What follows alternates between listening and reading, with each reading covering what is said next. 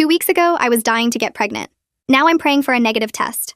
My husband and I had been trying to have a baby for 3 years with no success, and it was destroying me from the inside out. Every month I'd take a test and see that single line mocking me, and every month I'd cry in the bathroom while he held me and promised we'd keep trying. We'd spent our entire savings on our first round of IVF, and 2 weeks before they'd transferred the embryo into my body. Now I was in the waiting period before I could take a pregnancy test, and every day was torture.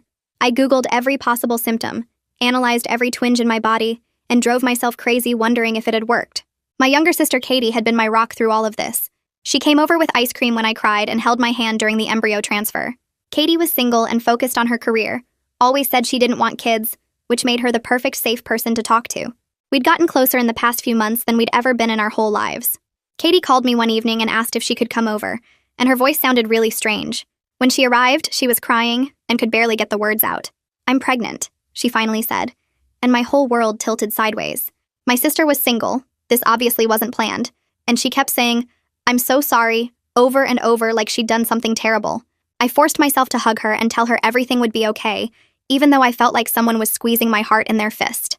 Here I was, spending thousands of dollars and pumping my body full of hormones just for a chance at a baby, and my sister got pregnant by accident. My husband came into the room and put his arm around Katie's shoulders, telling her we'd help with whatever she needed. "You're going to be an amazing mom," he said, and Katie burst into tears again. Over the next few days, I tried to focus on getting through the 2-week wait without losing my mind. Katie texted me every day asking how I was feeling, if I'd noticed any signs of pregnancy.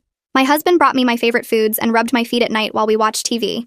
Everything felt normal except for the constant anxiety eating away at my stomach. Then one afternoon, I came home early from a doctor's appointment because they had a cancellation and finished sooner than expected. My husband's car was in the driveway when it shouldn't have been there. I figured he'd come home for lunch and walked into our bedroom to surprise him. My husband and Katie were in my bed, and for a second my brain couldn't even process what I was seeing. They scrambled apart, grabbing sheets, and Katie was crying and saying my name over and over. I just stood there while my husband started putting on his pants, not even looking at me. "How long?"